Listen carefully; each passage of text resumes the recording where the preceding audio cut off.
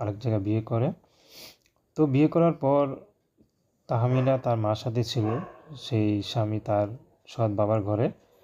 কিন্তু এখন তাহমিনা বড় হয়েছে, তো সৎ বাবাও তাকে দেখতে পারে না। তো এখন তাহমিনার মা চাচ্ছে তাহমিনাকে বিয়ে শাদী দিতে, কারণ সৎ বাবার আচরণ বা চরিত্র তেমন একটা ভালো ঠেকে না।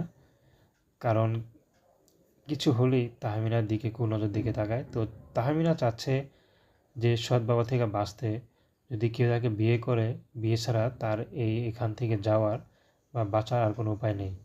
তো তাহমিনা চাচ্ছে স্বামীর যেমনই হোক, গরিব হোক, সমস্যা নেই, যদি বিবাহিত হয় তারপর সমস্যা নেই, তারপরও স্বামীর হক তাহমিনা কখনো নষ্ট করবে না। তাহমিনা চাচ্ছে কেউ যদি তাকে বিয়ে শাদী করে এখান থেকে নিয়ে যায়, সে প্রবাসও হয়, তাহলে তবু তাকে তার মা পরিবার থেকে দূরে চলে যাবে। তো তাহমিনা পড়াশোনা তেমন কিছু করতে পারেনি, অভাবের সংসার, তার সৎ বাবা রিক্সা চালায়। তো মার ঘরেও আরও 2টা ছেলে মেয়ে। তো এখন তাহমিনা